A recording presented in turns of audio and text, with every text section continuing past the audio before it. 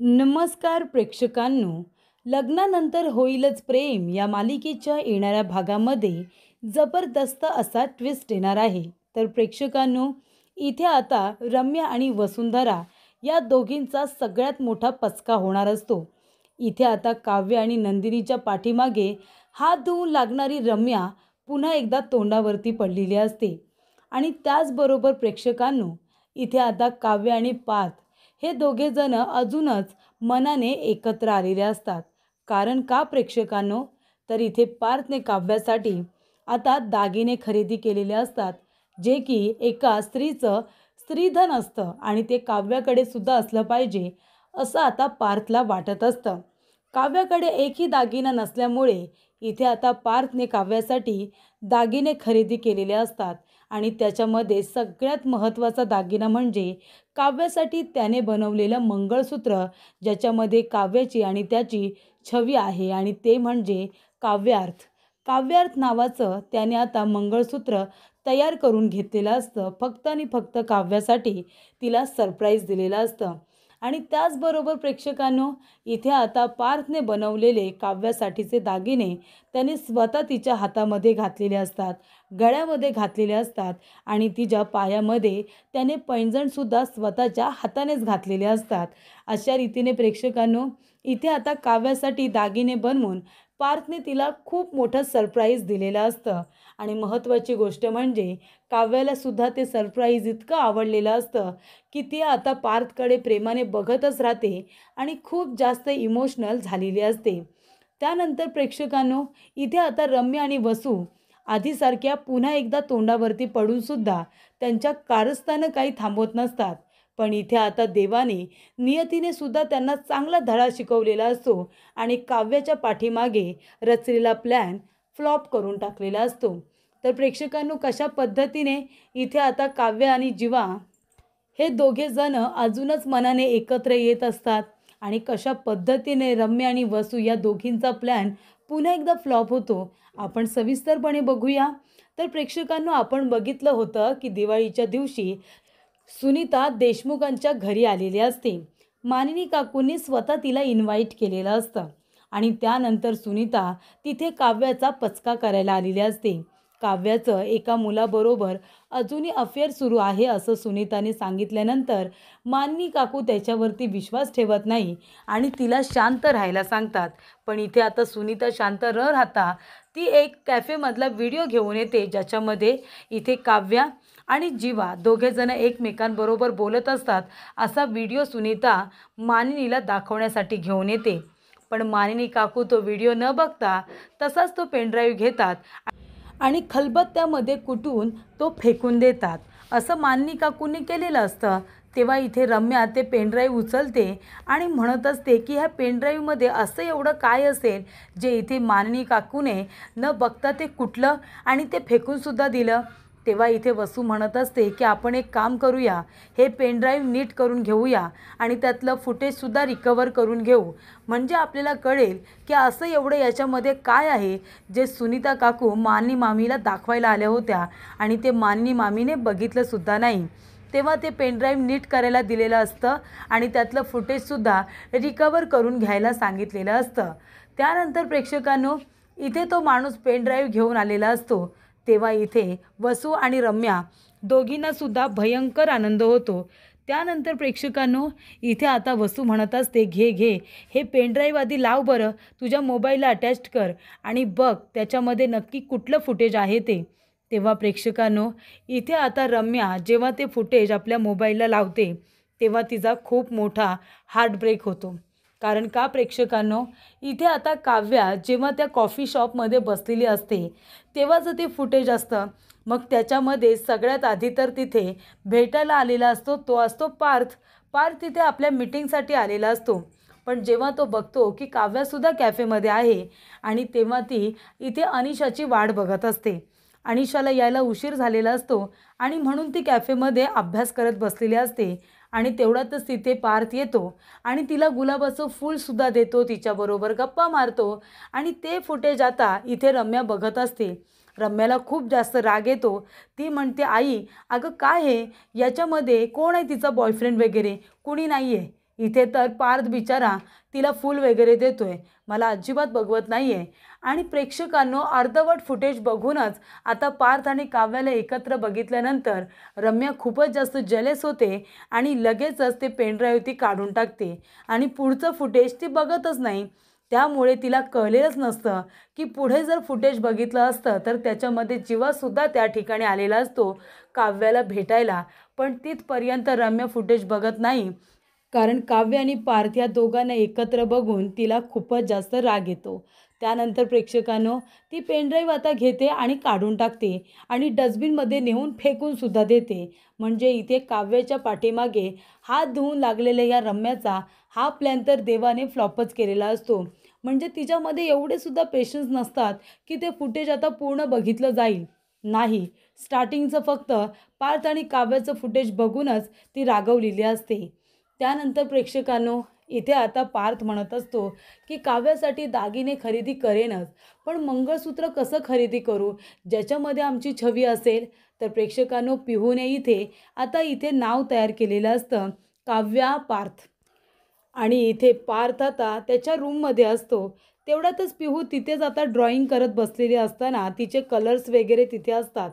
त्याच्यासाठी काव्य जेव्हा पार्थसाठी कॉफी घेऊन येते, ती म्हणते तुमच्यासाठी तुमची फेवरेट सिनेमन कॉफी. आता इथे काव्या पार्थसाठी स्वतःच्या हाताने कॉफीसुद्धा बनवायला लागलेली असते आणि तेव्हा ती कॉफी घेऊन येते. पण कलर्सवरून तिचा पाय सटकतो आणि तिच्या हातात ती सगळी कॉफी इथे आता नावावरती सांडते, जे खाली काव्य आणि पार्थ असं लिहिलेलं असतं. त्याबरोबर पा या शब्दावरती कॉफी सांडलेली असते. तेव्हा बरोबर इथे आता पार्थचं लक्ष जातं आणि तो म्हणतो की ठीक आहे, आता काव्यार्थ असं आता मी मंगळसूत्र तयार करून आणतो ज्याच्यामध्ये आमच्या दोघांची छवी असेल काव्यार्थ म्हणून. तेव्हा प्रेक्षकांनो इथे आता कळलेलं असतं पार्थला की काव्यासाठी काय खरेदी करायचं आहे. काव्या म्हणते अहो देशमुख सॉरी, बरं झालं तुम्ही मला पकडलंत, पण तुमची कॉफी सांडली हो. आणि कॉफी जाऊ द्या, बिचाऱ्या इथे पिहूने आपल्या दोघांचं नाव काढलं होतं ते सुद्धा खराब झालं. तेव्हा इथे काव्या इथे आता घाबरते. तेव्हा पार्थ म्हणतो काही हरकत नाही, आपली पिहू आहे ना, ती पुन्हा नाव काढेल आणि मग काय झालं, फक्त पातर गेलाय ना, तुमच्याबरोबर माझ्या नावातला एक अक्षर तर आहे. त्याचबरोबर प्रेक्षकांनो इथे आता एका बाजूला नंदिनी आणि जीवा हे दोघेजण आता आपल्याच टेन्शनमध्ये असतात. इथे आता जीवा कष्ट करायला लागलाय ऑफिसमध्ये, त्याने मान मोडेस्तोवर काम केले त्यामुळे तो थकलेला असतो. तेव्हा तो आपल्या रूममध्ये जातो आणि गेल्या गेल्या तो अंग टाकतो. तेव्हा इथे नंदिनी जाते आणि त्याच्यासाठी रूममध्येच ती जेवण घेऊन येते. तेव्हा इथे नंदिनीने सांगितलेलं असतं की तुम्ही फ्रेश होऊन घ्या. तेव्हा जीवा काही फ्रेश वगैरे होत नाही. तेव्हा नंदिनी जाते त्याच्यासाठी जेवणाचं ताट घेऊन येते. तेव्हा इथे आता जीवा इतका थकलेला असतो की नंदिनी स्वतःच्या हातानेच जीवाला भरवते. त्याला स्वतःच्या हाताने भरवते आणि म्हणते की तुम्ही आता फ्रेश व्हा, मी हे ठेवून आलेच. आणि तेव्हा नंदिनी आता किचनमध्ये गेलेली असते ते ताट वगैरे क्लीन करायला आणि तेवढ्यातच इथे जीवा लगेच तसाच झोपून जातो. तेव्हा प्रेक्षकांनो इथे आता नंदिनी येऊन बघते तर काय, जीवा तसाच झोपलेला असतो. त्याने चेंजसुद्धा केलेलं नसतं, त्याच्या अंगामध्ये त्राणच नसतं, एवढं काम करून तो थकलेला असतो. तेव्हा नंदिनी येते, त्याच्या पायामध्ये असलेले सॉक्स ती काढून आता बाजूला ठेवते, त्याच्या अंगावरती पांघरून घालते आणि तो झोपलेला असतो तसंच त्याला झोपू देते. पण तिला एका गोष्टीचा अभिमान वाटत असतो की आज जीवाने खूप मनापासून काम केलेलं असतं. त्यानंतर प्रेक्षकांनो इथे आता काव्या आणि पार्थ या दोघांचं काहीतरी वेगळंच सुरू असतं. पार्थ सकाळ सकाळ बाहेर गेलेला असतो. तेव्हा काव्या म्हणत असते पार्थ कुठे गेलेत, पार्थ दिसत नाही आहेत. तेव्हा पार्थ गेलेला असतो काव्यासाठी दागिने बनवायला. त्याने दागिन्यांची ऑर्डर दिलेली असते, ज्या पद्धतीचे त्याला दागिने हवे असतात, नाजूक काव्याला शोभून दिसतील असे असे दागिने आता काव्यासाठी पार्थने बनवायला टाकलेले असतात. आणि त्यानंतर प्रेक्षकांनो इथे पार्थ आता ऑफिसमध्ये सुद्धा गेलेला असतो. तेव्हा तो जीवाला इथे काम करताना बघतो. तेव्हा पार्थला खूप जास्त वाईट वाटतं. तेव्हा इथे विक्रम काकांनी पार्थला सुद्धा वॉर्न केलेलं असतं की जीवा इथे कंपनीमध्ये काम करतो, तो साधा एक एम्प्लॉई आहे, तुझा भाऊ नाही, प्रत्येक वेळेला त्याला पाठीशी घालायचं नाही, असं इकडे पार्थला आता विक्रम काकांनी सुनावलेलं असतं. तेव्हा जीवाची अवस्था बघून पार्थला खूपच जास्त वाईट वाटतं. तेव्हा इथे जीवा म्हणतो की दादा प्लीज तू माझ्यासाठी बाबांबरोबर भांडू नकोस, कारण का मी हे जे काही करतोय ती मला मिळालेली शिक्षा आहे, पण तू विनाकारण सगळ्यांसमोर तू सुद्धा ओरडा खाऊ नकोस, मला ते नाही आवडणार. माझ्यासाठी बाबा तुला बोललेलं मला चालणार नाही, असं इथे पार्थ म्हणत असतो. तेव्हा इथे पार्थ म्हणतो जीवा झाली तुझ्याकडून चुकी म्हणून तुला इतकी मोठी शिक्षा. तेव्हा जीवा म्हणतो काही हरकत नाही, खरं तर मला काम यायला हवंच आणि मी इथूनच कामाला सुरुवात केली, त्याचा मला आनंद आहे. जर मी हे काम केलं तरच मला तू काय काम करतोस ते सुद्धा कळेल ना दादा. त्यानंतर प्रेक्षकांनो पार्थला तर हे बघून खूपच जास्त वाईट वाटत असतं. त्यानंतर इथे पार्थला फोन आलेला असतो सराफ ज्वेलर्समधून आणि त्यांनी सांगितलेलं असतं की तुम्ही जे दागिने बनवायला टाकले होते सगळे दागिने बनवून तयार आहेत, तुम्ही येऊन घेऊन जाऊ शकता. आणि तेव्हा प्रेक्षकांनो इथे आता पार्थ ऑफिसमधून घरी जात असताना तो आधी ज्वेलरी शॉपला जातो आणि सराफांकडून सगळे दागिने खरेदी करतो. मंगळसूत्र, बांगड्या, नेकलेस, पैंजण हे सगळं आता इथे पार्थने काव्यासाठी बनवलेलं असतं आणि ते सगळं घेऊन पार्थ घरीसुद्धा येतो. त्यानंतर इथे काव्या अभ्यास करत बसलेली असते. तेव्हा पार्थ म्हणतो काव्या इकडे या. तेव्हा काव्या म्हणते काय झालं देशमुख, आलात का तुम्ही, तुम्हाला काही हवं आहे? तेव्हा पार्थ म्हणतो काही नको आहे, तुम्ही इथे येऊन बसा बरं. तेव्हा आता काव्या जाऊन बसते आणि म्हणते काय झालं देशमुख, अहो मी अभ्यास करते ना. तेव्हा पार्थ म्हणतो की तुमच्यासाठी सरप्राईज आहे, तुम्ही आधी डोळे बंद करा बरं. तेव्हा इथे आता काव्या म्हणते देशमुख अहो मला अभ्यास आहे ना. तेव्हा पार्थ म्हणतो प्लीज प्लीज एकदा, फक्त एकदा डोळे बंद करा. तेव्हा इथे काव्या डोळे बंद करते. तेव्हा पार्थ इथे मंगळसूत्र घेतो आणि काव्याच्या हातावरती ठेवतो आणि म्हणतो आता डोळे उघडून बघा. तेव्हा इथे काव्या म्हणते याच्यामध्ये काय? पार्थ म्हणतो तुम्हीच बघा. तेव्हा काव्या आता मंगळसूत्राचा बॉक्स ओपन करते तर त्याच्यामध्ये सुंदर असं मंगळसूत्र असतं आणि त्याच्यामध्ये असतं काव्यार्थ असं ते पेंडेंट तयार करून घेतलेलं असतं. तेव्हा इथे काव्या म्हणते हे मंगळसूत्र तुम्ही माझ्यासाठी तयार करून आणले? तेव्हा पार्थ म्हणतो नाही माझ्यासाठी. तेव्हा पार्थ म्हणतो तुमच्यासाठीच आणले, आवडलं का तुम्हाला? तुम्हाला हे मंगळसूत्र आवडलं असेल तर मी हे तुमच्या गळ्यामध्ये घालू शकतो. तेव्हा इथे काव्या म्हणते नक्कीच. आणि आता इथे हे मंगळसूत्र काव्या खूपच प्रेमाने पार्थकडून ती घालून घेते. त्यानंतर प्रेक्षकांनो मंगळसूत्र तर त्याने घातलेलंच असतं आणि तो म्हणतो की या मंगळसूत्रामध्ये आपल्या दोघांची सुद्धा छवी आहे, तुम्हाला आवडलं ना? तेव्हा काव्या म्हणते खूप आवडलं. त्याचबरोबर प्रेक्षकांनो इथे आता पार्थने तिच्यासाठी दागिनेसुद्धा आणलेले असतात. तो म्हणतो हे तुमच्यासाठी हातातल्या बांगड्या, हा तुमच्यासाठी नेकलेस आणि हे पैंजण तुमच्यासाठी. आणि एक एक करून आता पार्थ सगळे दागिने आता काव्याला घालत असतो. तिच्या हातामध्ये बांगड्या घालतो, गळ्यामध्ये नेकलेस घालतो, त्याचबरोबर तिच्यासाठी आणलेले कानातले, पायातले पैंजण, त्याचबरोबर मासोळ्या हे सगळं आता पार्थने तिच्यासाठी केलेलं असतं. तेव्हा इथे काव्या म्हणते देशमुख हे एवढे दागिने तुम्ही कशासाठी केलेत? तेव्हा पार्थ म्हणतो कशासाठी म्हणजे माझ्या बायकोकडे जर तिचे हक्काचे दागिने नाही आहेत तर मला करायला नको का? तेव्हा काव्या म्हणते देशमुख मी ते असंच म्हणाले होते, मला दागिन्यांची एवढी हौस नाही आहे हो, म्हणूनच मी फंक्शनला ताईचे दागिने घालून मी तिला परत करत होते ना, आम्ही शेअर करत होतो. तेव्हा इथे पार्थ म्हणत असतो की बहिणीने भावाने एकमेकांच्या गोष्टी शेअर करणं ही चांगली गोष्ट आहे, पण इथे एकमेकांच्या शेअर करत असताना आपल्या हक्काच्या सुद्धा वस्तू हव्यात ना.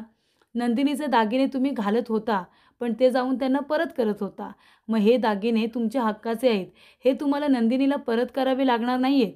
आणि तुम्हाला जर वाटलं कधीतरी नंदिनीला हे द्यावे तर तुम्ही घालायला द्या, मग तीसुद्धा घालेल आणि तुम्हाला तुमचे परत देईल.